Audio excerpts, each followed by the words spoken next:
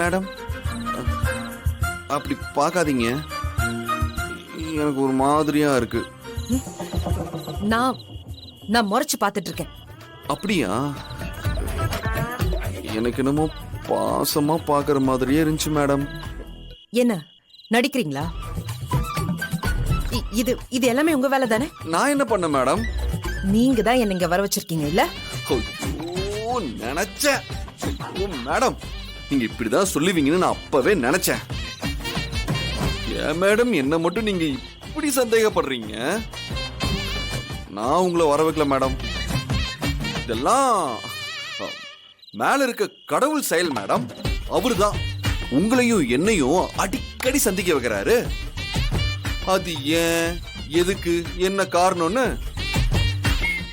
அவர்கிட்ட கேட்டாதான் தெரியும். செய்யற தப்பெல்லாம் செஞ்சுட்டு இந்த கடவுள் மேல பழி போடுற வேலையெல்லாம் என்கிட்ட வச்சுக்காதீங்க. அத நம்புற அளவுக்கு நான் ஒன்னும் முட்டாள் இல்ல. ஐயோ சத்தியமா மேடம், நான் உங்களை வர வைக்கல. அம்மா சத்தியம் மேடம். வேணா உங்களை சத்தியம் பண்ணவா? என்னது சின்ன குழந்தை மாதிரி அம்மா சத்தியம் அப்பா சத்தியம்னு? அது நீங்க நான் சொல்றத நம்பவே மாட்டீங்க. அப்ப அம்மா மேல சத்தியம் பண்ணி தானே ஆகணும். நீங்க சொல்றத நான் இப்பவும் நம்பல. ஆனா நீங்க தான் என்ன இங்க வர வச்சீங்கன்னு தெரிஞ்சது அவ்வளவுதான் சொல்லிட்டேன். இந்த மாதிரி வேலையெல்லாம் என்கிட்ட வச்சுக்காதீங்க. மேடம், நீங்க எதுக்காக இந்த வீட்டுக்கு வந்தீங்க?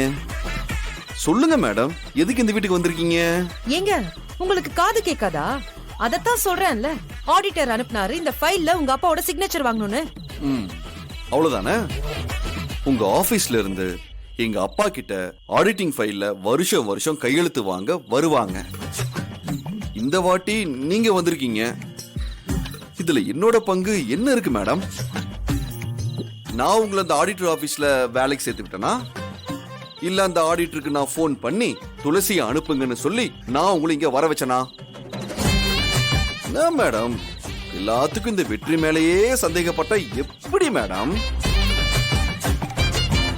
மேடம் மேடம் மேடம், உங்க ஃபைல மறந்துட்டீங்க.